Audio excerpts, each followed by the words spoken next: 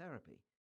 I became obsessed with unraveling the secrets of the spirit world as I built up a high volume of cases.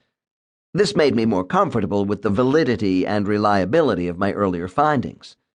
While these years of specialized research into the spirit world rolled on, I worked practically in seclusion, with only my clients knowing about this work, and only as it pertained to them and their friends.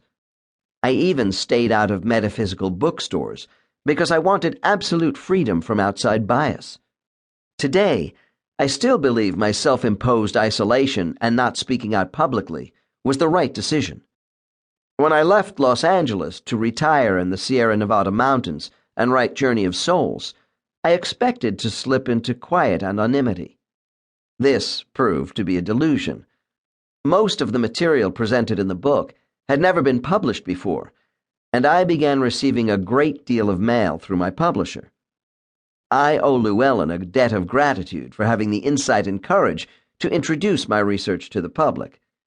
Soon after publication, I was sent out on road trips to give lectures and engage in radio and TV interviews. People wanted more details of the spirit world and continued to ask if I had additional research material. I had to answer yes. Actually, I still had a wide variety of unreported information that I assumed would be too much for the public to accept from an unknown author.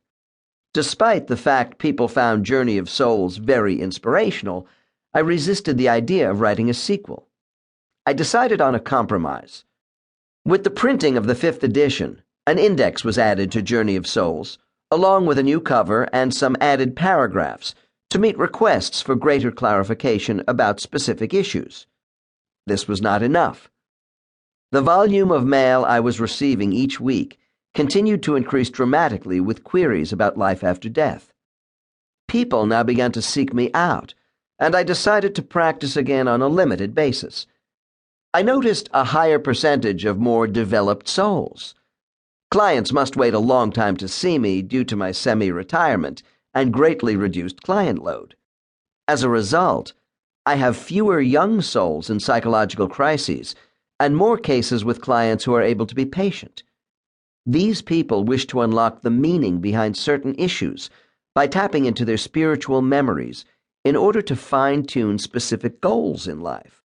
Many are healers and teachers themselves who feel comfortable entrusting me with added information about their soul life between lives.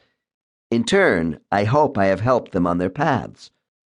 During all this time, the public perception remained that I had not let go of all my secrets. Eventually, my mind began to turn on how I should approach a second book. The effect of all I have described has brought about the birth of Destiny of Souls. I consider my first book to have been a pilgrimage through the spirit world on a great river of eternity. The voyage began at the mouth of the river, with the moment of physical death, and ended at the place where we return into a new body. I had gone upriver toward the source as far as I was able in Journey of Souls. This has not changed. Although the memory of making this trip countless times is in the mind of every person, no one who is still incarnating seems to have the capacity to take me further. Destiny of Souls is intended to convey travelers on a second expedition along the river, with side trips up major tributaries for more detailed exploration. During our travels together on this second trip, I want to uncover more of the hidden aspects of the route to give people a greater perspective of the whole. I have designed this book by topical categories rather than by progressive time and location. Thus, I have overlapped the time frames of normal soul movement between spiritual locations to fully analyze these experiences. I have also tried to offer listeners a look at the same elements of soul life from different case perspectives. Destiny of Souls is intended to expand our understanding of the incredible sense of order and planning which exists for the benefit of human beings.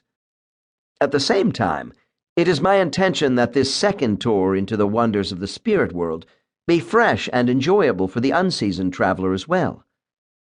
For first-time listeners of my work, the opening chapter will give a condensed overview of what I have discovered about our life between lives. I hope this summary will add to your understanding of what follows.